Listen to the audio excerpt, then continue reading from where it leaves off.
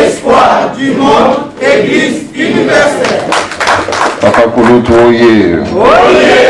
Papa Fumambanza oye.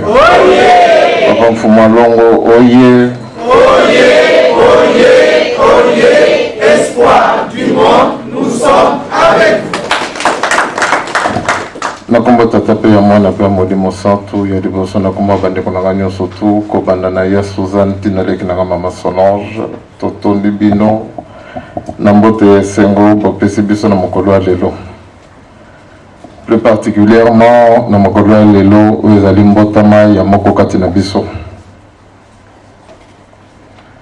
notamment maman Christine oyo lelo bino nyonso tu tatongo bozangaki kobenga ete mpona kosouhaite ye un joyeux anniversaire. Et na titre wana nde to remercier bino na bolingo bokolakisaka epai na biso. Et bien sûr cette date ezali mpe kokommémorer mokolo yo mama Fumalongo na mbotama ya yaya asilaki kotika biso, mais ndenge toyebeli aresusitaki moto asangisi biso ezali mama Christine te, ezali mama Fumalongo te, mais ezali papa Diangenda Kuntima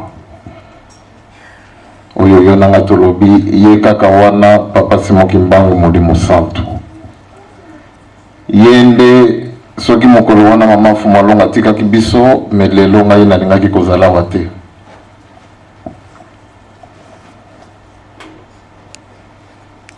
Mais ye nzambe na bolingo na ye amonaki ete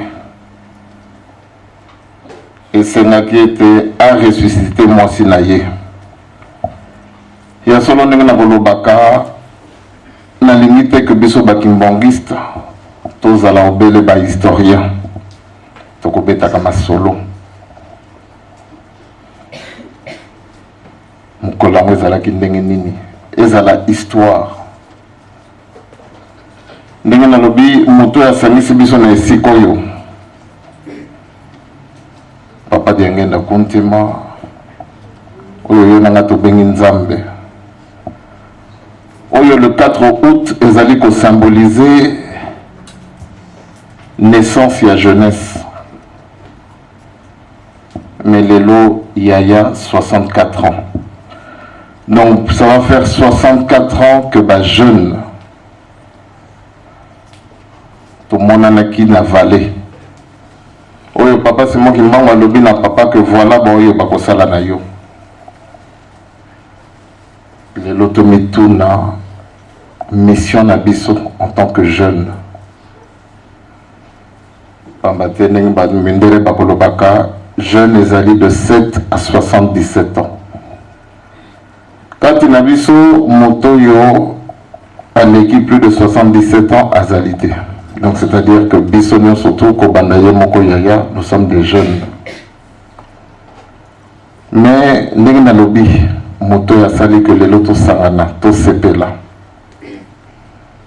Souci ya zalaki nango pambate soki na tango wana papa Simoki Mbangu alakisaki ye ba jeunes que nous représentons aujourd'hui. Ezalaki peut-être na souci ya likambo moko.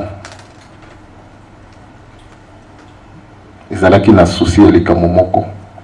Déjà na bunzoto, on lui apprend que sa femme vient de nous quitter, ou bien de le quitter na mokolo wana le 4 août 51. Donc imaginez, vous voyez que moi c'est là qu'elle n'est pas accoucher, mais tu apprends qu'elle vient de mourir. Tu as imaginé tristesse ni ezalaki et pas ya papa.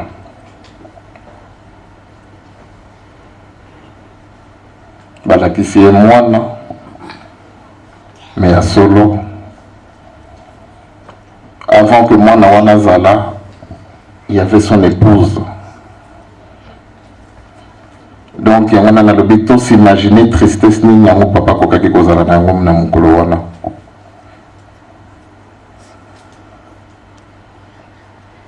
Il a dû se passer quelque chose qui a fait que oui, papa Simon Kimbangu bakobanga na ote.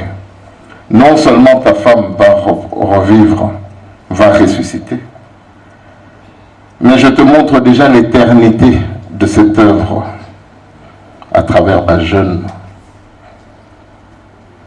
Pambate ba jeune mingi bazalaki wana mingi nan babota makite na mukolo wana bamona naki. Lelo yonangai en tant que ba jeune. Maïba papa va transmettre biso pambate, c'est ça. Nous devons montrer l'éternité de cette œuvre. Ba valeur ba papa ba tikeli biso. Ndenge nazolo bana bino mikolo yo, est-ce que nous vous l'avons transmis? Mbate devoir na biso ya liboso. Ezali to transmettre bino ba valeur ya ba papa. To transmettre bino le kimbanguisme. Le kimbanguisme ezali kaka lingomba ya ba Congolais te to ya ba Congo. Mais ezali ya mokili mobimba. Il faut to panza sango ya papa Simon Kimbangu biso ba jeune. Pamatena le 4 août, papa Lakizaki, que continuité moko ezalaki, que ce n'était pas la fin d'une histoire. Si on va le dire ça comme ça, ce n'était pas la fin de l'histoire d'amour entre maman Fumalongo et son mari. Que leur amour était éternel.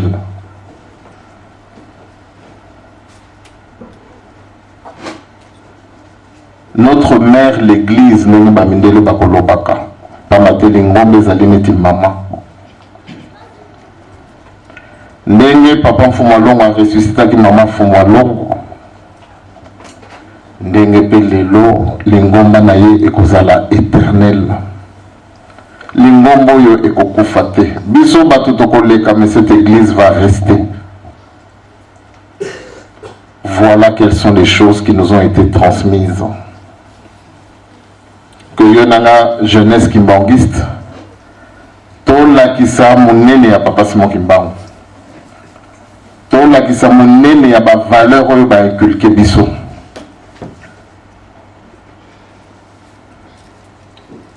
To transmettre bino, surtout biso descendants à papa Simon Kimbangu.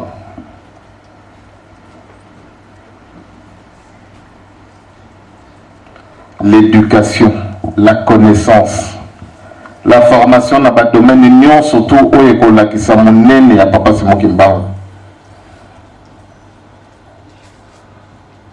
Voilà ce que doit symboliser le 4 août, l'espérance. L'espoir à des jours meilleurs, tout simplement parce qu'il y a une jeunesse. Na ba domaine ebele esengeli ke biso ba kimbangiste to koka koloba. Pambate, nous avons été enseignés. Nous avons été faits à l'image de papa Simon Kimbangu. Et nous plus particulièrement cette jeunesse kimbanguiste. Banana biso toko transmettre bango nini. Biso ba papa ba pesi biso. Biso esengeli to pesa banana biso. Et ainsi de suite. Mais les loso qui te commis ba historien to betaka de ma solo. Voilà ce qui s'est passé le 4 août. Maman Bibiatika qui biso papa Fumalongo a sécurisé. Bah jeunes, bah mon qui n'a valé. Mais ces jeunes-là, qu'est-ce qu'ils ont fait? Ce n'était pas juste que papa Amon a bah jeune Mokoboy. C'était tout un message, c'était tout un symbole.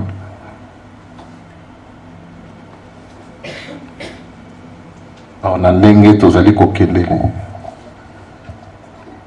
tozo risqué tozala neti ba historien plus que des kimbanguistes.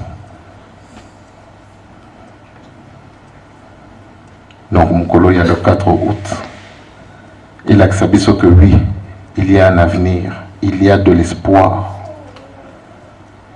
Ce qui n'a pas dit yo, to kondimana yo ezalaki ya kokufa. Na Mukolo alelo, Papa Mfuma Longo a ressuscité yo. Olamuka, vous avez conscience de la responsabilité na yo. C'est vrai que ce n'est pas facile, surtout dans le contexte où il y a le vélo. La crise spirituelle,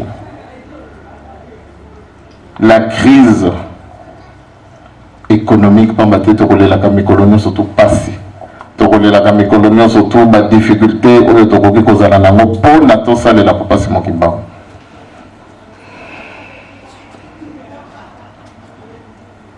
il y a solo dans le Kamata Nzambe et c'est milité justifiant.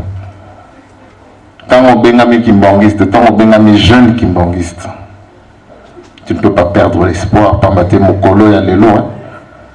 Papa Mfuma Longo, à la Kisa qui était, il y avait de l'avenir, il y avait de l'espoir. Et la date du 4 août symbolise cet espoir. Que nous avons que devoir n'abisso les alliés transmettre bino. 64 ans. Vous allez fêter 64e anniversaire.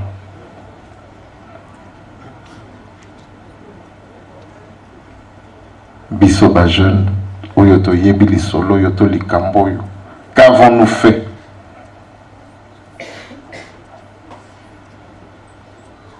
Jeune fille, jeune garçon, nini otosali.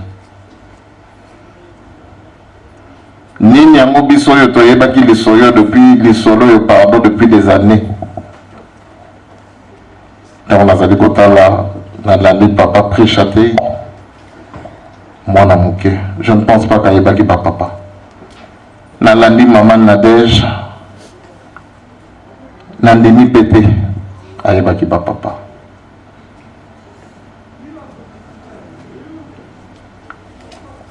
On a zali kolanda na moni que oui. Le 4 août avait tout un sens.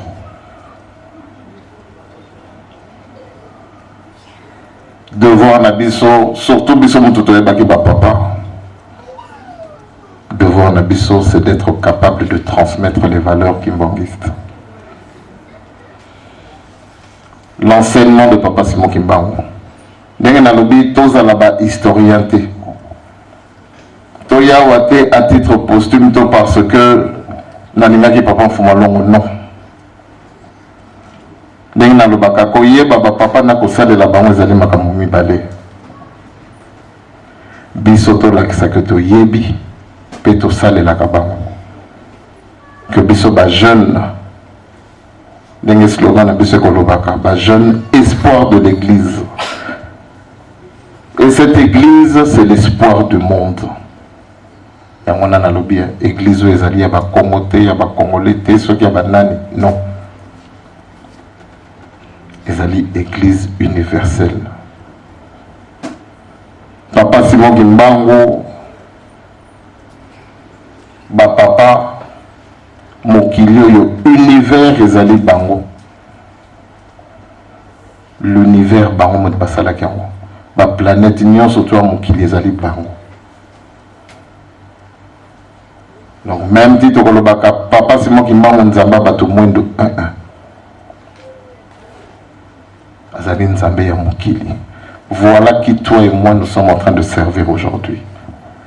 Donc le 4 août, ezalaneti déclic, ezalaneti résurrection na biso. Tout justifier que ngai santé, ngai pasi ya économie au monde ezate musa pour ne pas servir Papa Simon Kimbangu non. Servons-le tout simplement parce que Azali Nzambe. Toyokani, hein? Le 4 août, Ezala Nengenalobi. na mosuni bosepelisi biso pamba te ndenge nalobi uta lobi minui bobengaki yaya. Mais sur le plan spirituel pe bolakisa pe esengo na bino bolakisa kaka te ke boyebi mama Christine, mais bolakisa ke bozali koservir ye. Et ye azali koservir bino en vous transmettant les valeurs du kimbongisme, à entretenir votre foi au jour le jour.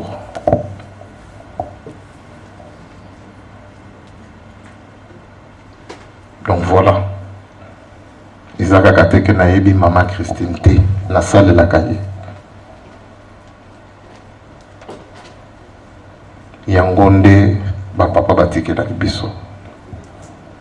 Bande konanga bazali te me bazali pamba te tozali eloko moko. Papa Mfumalong. Voilà 26 est égal à 1. Voilà les valeurs que les papas nous ont transmises.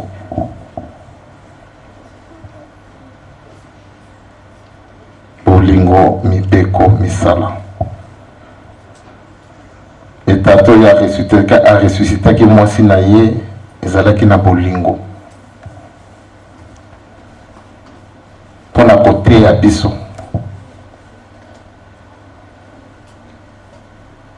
Donc les enseignements surtout il y a papa et kozanga ka bolingo te.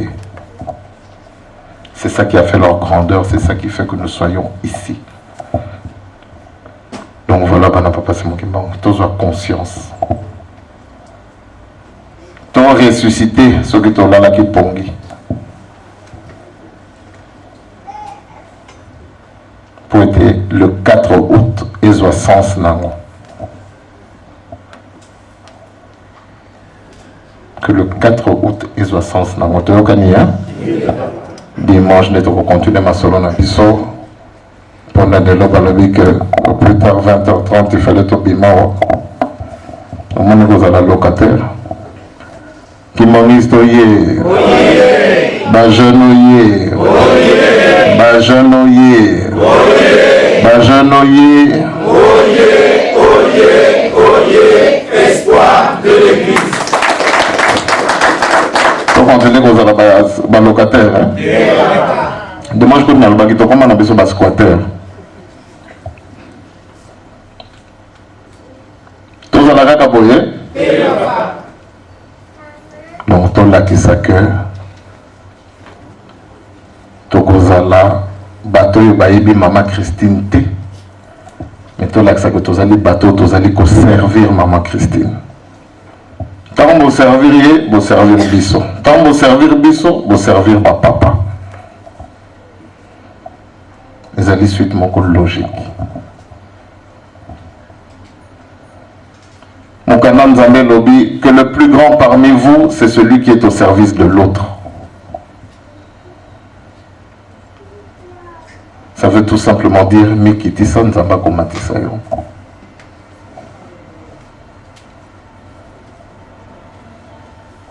Donc voilà. Tous ont conscience des camboyo. Où ils ont surtout les alliés qui sont passés. Papa n'a pas c'est la biso de gagner. Donc dimanche, tout là que tu es servir maman Christine. Dimanche, tout ça la moussala n'a besoin de yoga qui il faut tout foutre à salle. Tout ça la moussala n'a besoin de toko. Les agakateka maman to lingiyo, to lingi bino. Chaque anniversaire pour la que biso bolingo. Mais n'enga lobby koye banzambe pe ko salela c'est deux choses. Les hommes qui les basent là que papa c'est moi qui m'a on me basale la kaete. Bisoto là que non seulement tu y es billet mais tu allez saler la bango. Donc encore une fois un joyeux anniversaire à vous tous. Que papa va payer Sabino ou l'union surtout allez causer la bino pour na saler la bango. Na combattre taper à moi na paix à mon centre. Amen.